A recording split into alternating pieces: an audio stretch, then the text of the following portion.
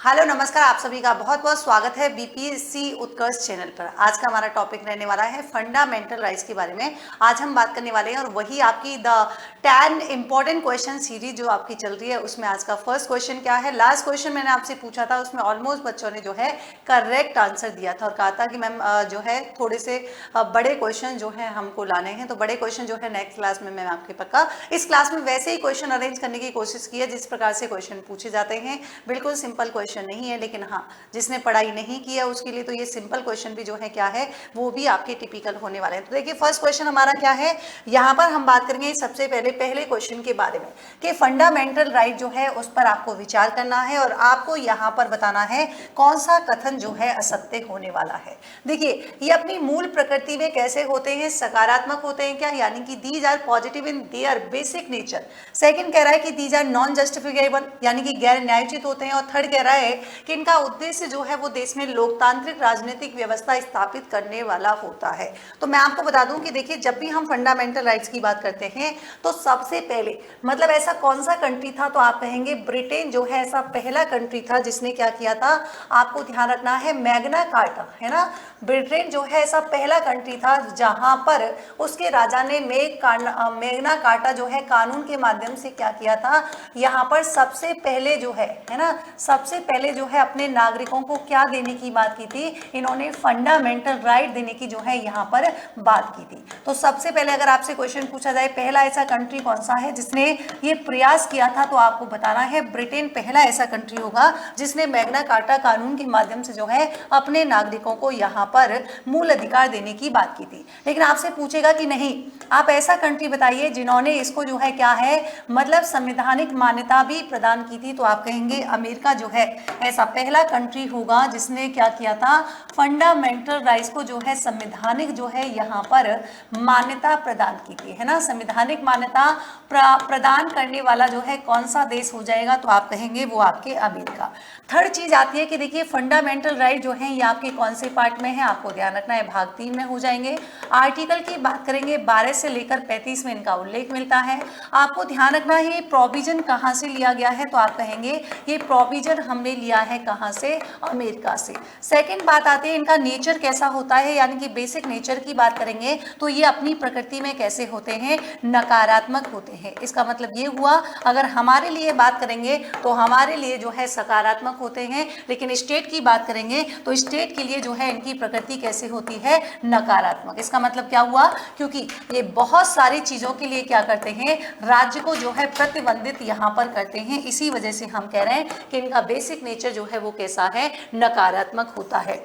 आपसे पूछे कि देखिए ये न्यायोचित होते हैं या फिर ये गैर न्यायोचित, तो आपको ध्यान रखना है ये न्यायोचित होते हैं क्योंकि ये अगर किसी के फंडामेंटल राइट्स का क्या होता है, वायलेशन होता है, मतलब फंडामेंटल राइट्स का क्या होता है, हनन होता है, या मैं हिंदी में कहूँ तो उल्लंघन होता है। तो ऐसी स्थिति में क्या होगा, व्यक्ति को कोर्ट जाने का जो है यहाँ पर राइट मिलता है, ये आपको ध्यान रखना है। और एक तरफ जहां पर भारतीय संविधान में हमको क्या दिए गए हैं, मूल अधिकार दिए गए हैं, वहीं पर जो है इसके प्रोटेक्शन, यानी कि संविधान ही जो है इनको संरक्षण प्रदान करता है। क्योंकि आर्टिकल 32 जो है जो संवैधानिक उपचारों के अधिकार की बात करता है, जिसमें सुप्रीम कोर्ट के तहत जो है रिट जारी की जा सकती है, जबकि आर्टिकल 226 की बात करेंगे तो 226 के तहत जो है हाई कोर्ट को क्या है, तो आप कहेंगे हाई कोर्ट को जो है रिट जारी करने की पावर है। थर्ड चीज इंपॉर्टेंट क्या है, आपसे पूछा जाए कि क्या जो है ये कार्यपालिका, तो आप कहेंगे जी हाँ, ये आपकी जो है कार्यपालिका। और दूसरा हम बात करेंगे विधानमंडल, तो इसके जो है क्या करता है, अगर आप कहें कि इसके कार्यों को जो है यहाँ पर सीमित करता है या प्रतिबंध जो है लगाता है, ये भी आप लोग ध्यान रख सकते हैं। ठीक है, चलिए तो यहाँ पर वापस आ जाते हैं पहले क्वेश्चन पे। आपसे कह रहा है कि प्रकृति में सकारात्मक है क्या, नहीं, यहाँ पर प्रकृति में कैसे होते हैं, आपके नकारात्मक होते हैं। तो पहला स्टेटमेंट आपकी क्या हो जाएगा, यहाँ पर गलत हो जाएगा। सेकंड कह रहा है ये गैर न्यायोचित होते हैं क्या, नहीं, ये न्यायोचित होते हैं, इसकी वजह से ये स्टेटमेंट आपकी गलत हो जाएगा।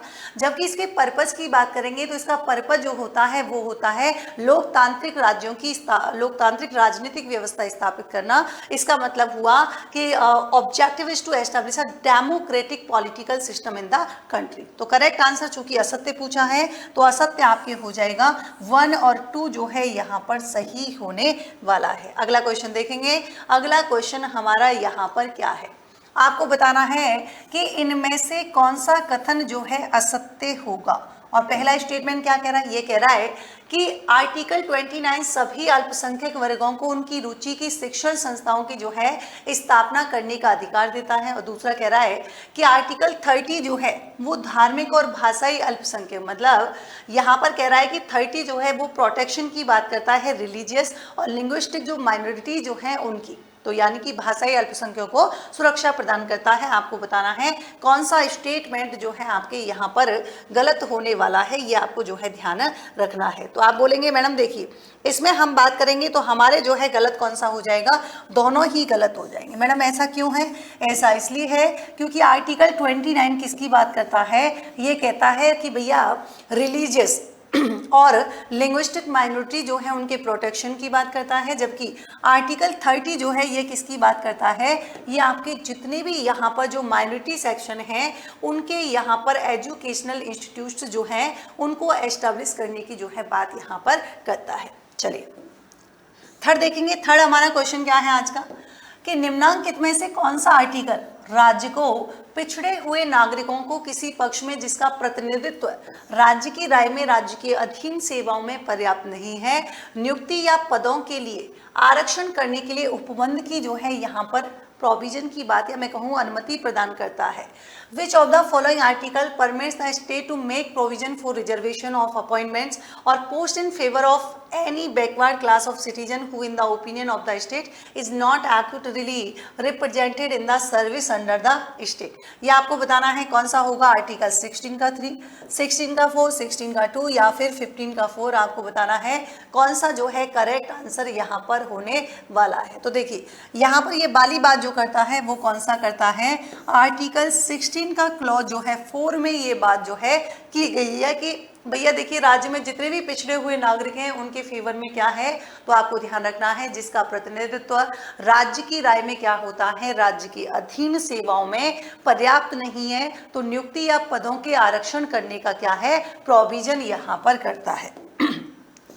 नेक्स्ट क्वेश्चन देखेंगे कि निम्नलिखित में से कौन से अधिकार जो है वो प्राण एवं दैहिक स्वतंत्रता में सम्मिलित हैं। क्या स्वास्थ्य का अधिकार है, क्या शयन का है, निष्पक्ष का है या फिर शांति का अधिकार। देखिए जब हम बात करते हैं आर्टिकल 21 की, किसकी बात करते हैं, आर्टिकल 21 की जो है यहाँ पर बात करते हैं, तो आपको ध्यान रखना है पहली बात तो आर्टिकल 21 जो है किससे रिलेटेड होगा, आप कहेंगे मैडम प्राण एवं दैहिक स्वतंत्रता से जो है होता है, बिल्कुल होता है।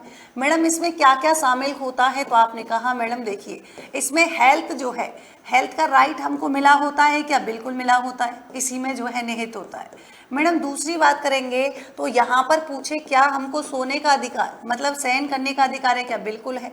आपसे पूछे मैडम यहाँ पर निष्पक्ष सुनवाई का अधिकार, बिल्कुल ये जो है आर्टिकल 21 की बात करता है।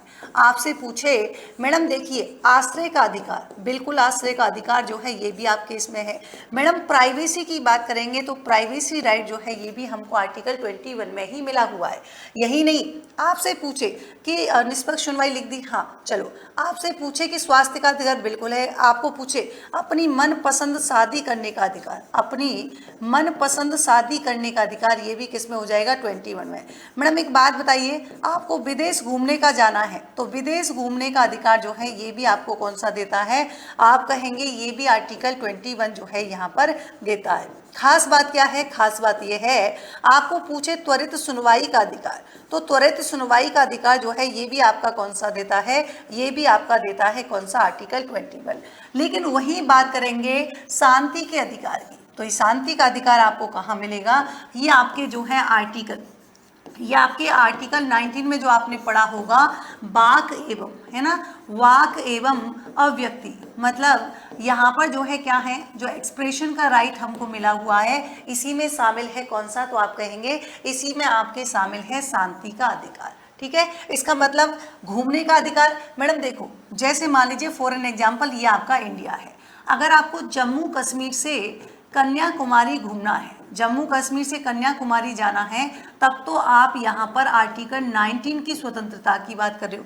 लेकिन मैडम आपका मन कर रहा है कि आप इंडिया के बाहर जो है मॉरिशस घूमने जाओ, है ना, स्विट्जरलैंड घूमने की आपका मन की इच्छा करे, तो ये राइट हमको किस में मिला हुआ है, ये राइट हमको आर्टिकल 21 में जो है प्रोवाइड किया गया है। ठीक है, तो शांति का अधिकार नहीं होगा। 1 2 3 कहाँ पर है, ये आपके करेक्ट आंसर हो जाएगा। 1 2 3 ओनली आपके करेक्ट होगा। ठीक है, चलिए अगला क्वेश्चन देखते हैं। अगला क्वेश्चन आपके क्या होने वाला है कि आपको कंसीडर द फॉलोइंग स्टेटमेंट, आपको बताना है इनमें से जो है कौन सा करेक्ट होने वाला है। देखिए जरा, विधि के समक्ष समता, यानी कि कह रहे हैं कि इक्वलिटी बिफोर लॉ, ये जो प्रोविजन जो है इसका जो विचार है इसका ब्रिटिश संविधान से हमने लिया है, क्या करेक्ट है क्या।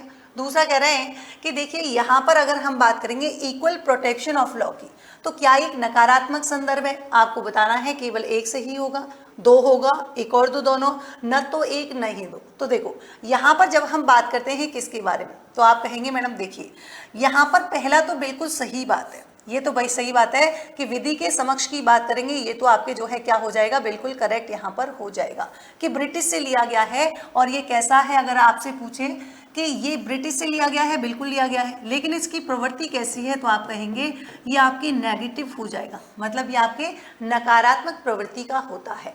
जबकि दूसरे की बात करेंगे, ध्यान रखना, विधियों का समान संरक्षण जो है, ये पहली बात तो कौन से कॉन्स्टिट्यूशन से लिया गया है, ये आपके अमेरिका के प्रोविजन से। कहाँ से, ये आपके अमेरिका के संविधान से लिया गया है। और दूसरी बात क्या है कि इसकी प्रकृति कैसी हो जाएगी, तो ये आपके सकारात्मक होता है। कैसा होता है, यह आपके जो है सकारात्मक होता है, न कि नकारात्मक। तो करेक्ट आंसर हमारा कौन सा हो जाएगा, फर्स्ट जो है आपके करेक्ट आंसर होने वाला है। नेक्स्ट क्वेश्चन देखेंगे।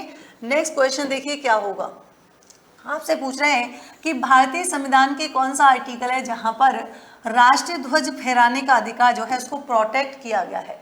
मतलब under which article of the Indian constitution is the right to hoist the national flag protected. क्या आर्टिकल 19(1) का क्या होगा, या 19(1) का ख होगा, या फिर 19(2) होगा, या फिर आर्टिकल 19 का जो है क्लॉज 3 होगा।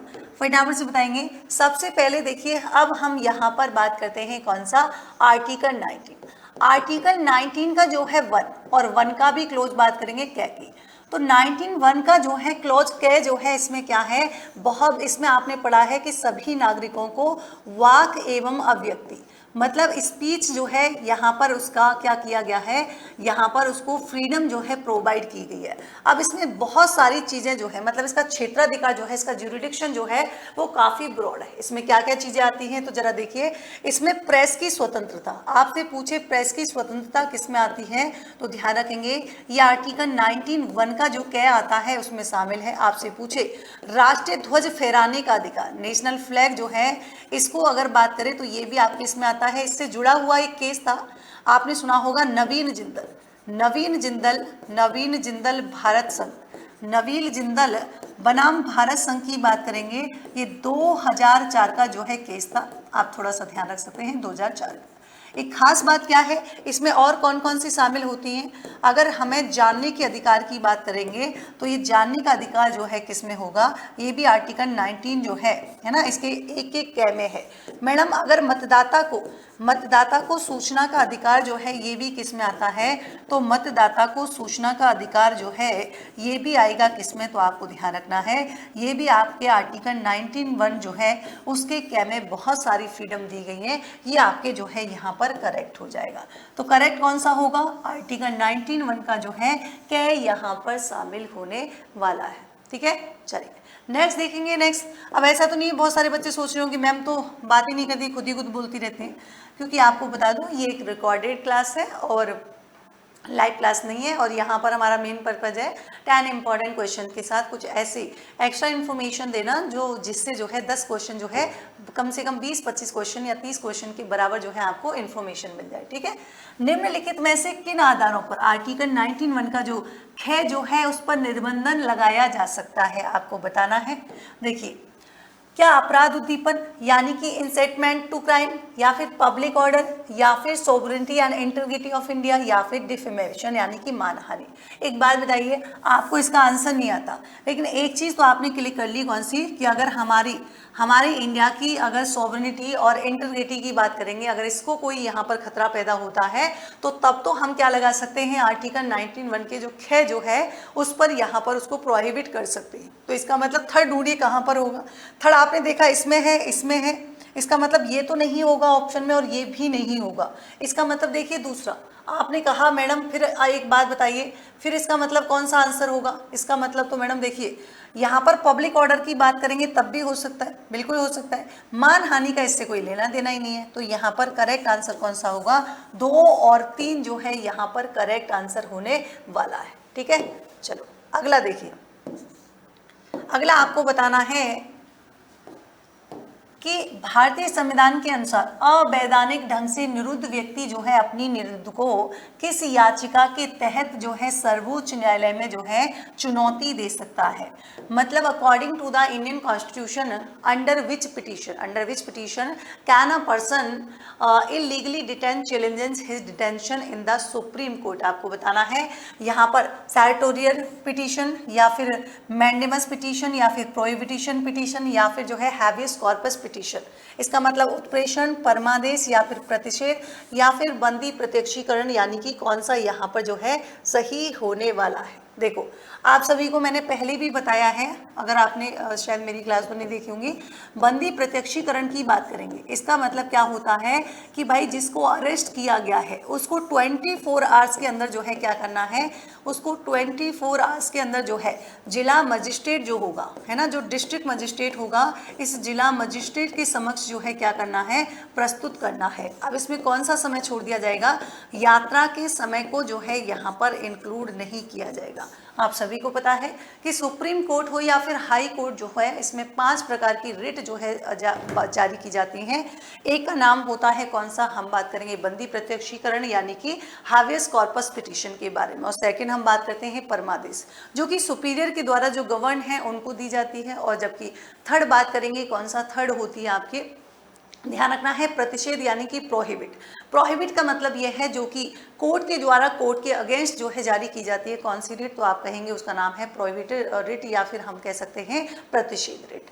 इसमें जो है ध्यान रखना है कि जब कोई ज्यूरिडिक्शन से जो है, ज्यूरिडिक्शन से बाहर कोई काम कर रहा होता है तो कोर्ट के द्वारा कोर्ट को कहा जाता है कि देखिए रुक जाइए, ये आपके क्षेत्राधिकार के बाहर है, उसको हम बोलते हैं प्रतिषेध। एक होती है उत्प्रेषण, कौन सी होती है, एक आपके उत्प्रेषण यानी कि कैटेगोरियली पिटिशन, इसमें आपके क्या है, यहाँ पर उसको जो है सुपीरियर कोर्ट के द्वारा जो उसके अधीनस्थ या जो गवर्न कोर्ट है उसको बोला जाता है कि ये फाइल जो है क्या है, आप हमारे पास भिजवा दीजिए क्योंकि ये जो है आपका काम नहीं है। तो उसमें जो है ये भी आपकी कौन सा है, तो आप कहेंगे कोर्ट के द्वारा कोर्ट के अगेंस्ट ही जो है क्या है, ये आपके रिट जो है इशू की जाती है। एक होती है अधिकार परीक्षा जिसे हम कहते हैं को वारंटो। उसमें क्या होता है, उसमें मान लीजिए कोई ऐसा पर्सन, पहली बात तो जितने भी पब्लिक यहाँ पर क्या है ऑफिसर, यानी कि जितने भी सार्वजनिक पदाधिकारी हैं उनके विरुद्ध जारी की जाती है। और खास बात क्या है, खास बात यह है कि मान लीजिए इनकेस क्या हुआ है, किसी एसडीएम पोजीशन पर कोई व्यक्ति है, एक कांस्टेबल है, तो कांस्टेबल वाले ने क्या किया है, एसडीएम पोजीशन पर जो है बैठा हुआ है, तो उसको उस अधिकार क्षेत्र से पूछा जाता है कि आपका वैधानिक यानी कि अधिकार क्या है, आप किस राइट से जो है आप एसडीएम के पद पर बैठे हुए हो। तो ये वाली रिट कौन सी होती है, को वारंटो, जिसे हिंदी में हम बोलते हैं किसके नाम से, अधिकार परीक्षा के नाम से जानते हैं। तो यहाँ पर करेक्ट आंसर हमारा कौन सा हो जाएगा, बंदी प्रत्यक्षीकरण याचिका जो है यहाँ पर हो जाएगा। नेक्स्ट क्वेश्चन देखेंगे। नेक्स्ट क्वेश्चन क्या है, देखिए फंडामेंटल राइट्स के बारे में आपको बताना है कि देखिए कौन कौन से यहाँ पर जो है सत्य कथन होने वाले हैं। भारत के किसी भी क्षेत्र में यदि सैन्य अधिनियम लागू है तो क्या पार्लियामेंट जो है फंडामेंटल राइट को क्या बैन कर सकती है, मतलब यहाँ पर जो है उनको सस्पेंड कर सकती है क्या। दूसरा कह रहा है कि अगर मान लीजिए इंडियन पार्लियामेंट की बात करेंगे तो क्या यहाँ पर कुछ रिस्ट्रिक्शन लगाए जा सकते हैं, जैसे आर्म फोर्स की बात करेंगे, इंटेलिजेंस एजेंसी जिसमें आपके जैसे रॉ हो गया, जैसे इंटेलिजेंस ब्यूरो हो गया, तो क्या ऐसी एजेंसी हैं जिन पर जो है प्रतिबंध लगा सकती है, तो आप कहेंगे हाँ मैम। जब हम आर्टिकल 33 की बात करते हैं तो उसमें आपके जो है क्या है, पार्लियामेंट को ये अधिकार दिया गया है कि वो चाहे जब कहीं पर मार्शल लॉ लागू होता है तो वो मूल अधिकारों पर क्या कर सकती है, प्रतिबंध लगा सकती है। और दूसरी बात करेंगे कि भारतीय संसद हमारी जो है सशस्त्र बल हो गए, इंटेलिजेंस जो है यहाँ पर एजेंसी हो गई, पुलिस बल हो गए, तो इनके भी फंडामेंटल राइट जो है इनको क्या किया जा सकता है, बैन लगाया जा सकता है। तो हमारा करेक्ट आंसर कौन सा हो जाएगा, 1 और 2 जो है यहाँ पर दोनों ही करेक्ट होने वाले हैं। आज का देखिए लास्ट क्वेश्चन आपसे पूछा जा रहा है कि निम्नलिखित में से कौन सी शब्दावली, मतलब कौन सी टर्मिनोलॉजी है जो कि आपके आर्टिकल 15(1) में लिखी हुई है। आपको ध्यान रखना है, जब हम बात करते हैं धर्म की, बिल्कुल है रिलीजन, मूलवंश है क्या, बिल्कुल है, जन्म स्थान है क्या, बिल्कुल है, लेकिन यहाँ पर उद्भव जो है वो इसमें शामिल नहीं होता है। ये आर्टिकल 15(1) में ना होकर ये आर्टिकल 16 में जो है क्या है, इसका प्रोविजन किया गया है, इसका उद्भव का। तो देखिए 1 2 3 जो है कहाँ पर, सॉरी 1 2 4 जो है कहाँ पर होगा,